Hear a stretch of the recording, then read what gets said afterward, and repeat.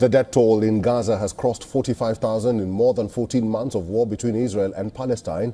As the war continues in Gaza, Golan Heights is becoming the new West Bank 2.0.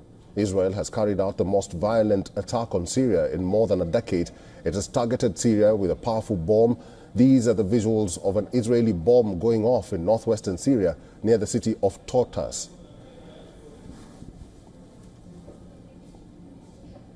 The explosion had a devastating effect. It was so powerful that it measured 3.1 magnitude earthquake on the seismic sensor. The Israeli military claims it has carried out about 480 strikes across the country over the past 2 days, hitting most of Syria's strategic weapon stockpiles.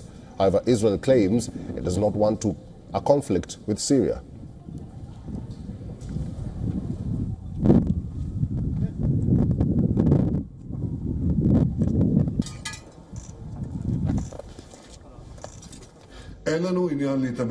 We have no interest in confronting Syria.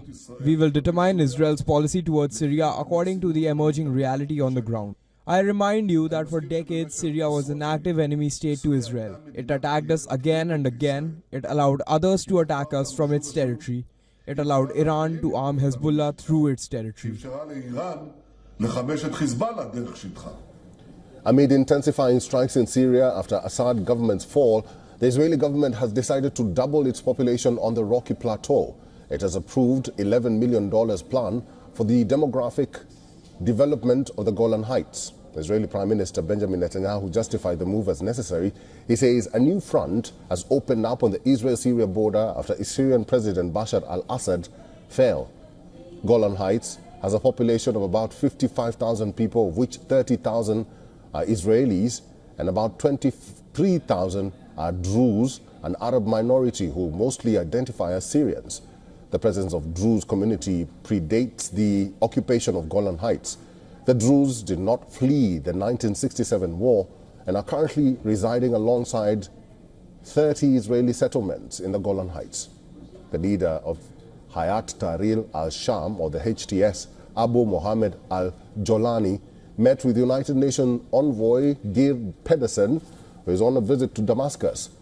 Jolani discussed with Pedersen the changes that have occurred on the political scene and underscored the need to update a 2015 United Nations Security Council resolution to suit the new reality. Russia, on the other hand, says no final decision has been taken yet on the fate of its military bases in Syria.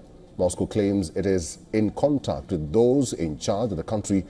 The statement comes as Russia is pulling back its military from the front lines in northern Syria and from posts in the Alawite Mountains, but is not leaving its two main bases after the fall of Assad. And for the latest, our correspondent Jody Cohen has sent us this report.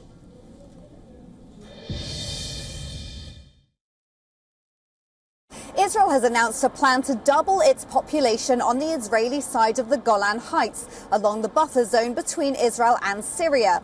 There are also reports that Israel is continuing its strikes against military targets. Prime Minister Netanyahu said that Israel does not want conflict with Syria. He suggested that Israel is bolstering security and targeting advanced weaponry to stop it ending up in hostile hands. While some countries have criticized Israel for the moves, U.S. National Security Advisor Jake Sullivan said that Israel is trying to identify potential threats, both conventional and weapons of mass destruction, that could threaten Israel and others, and to neutralize those threats. And White House National Security spokesperson John Kirby said that the U.S. recognizes that Israel lives in a tough neighborhood and supports Israel's right to defend itself. This is Jody Cohen for WION World is One. For all the latest news, download the WION app and subscribe to our YouTube channel.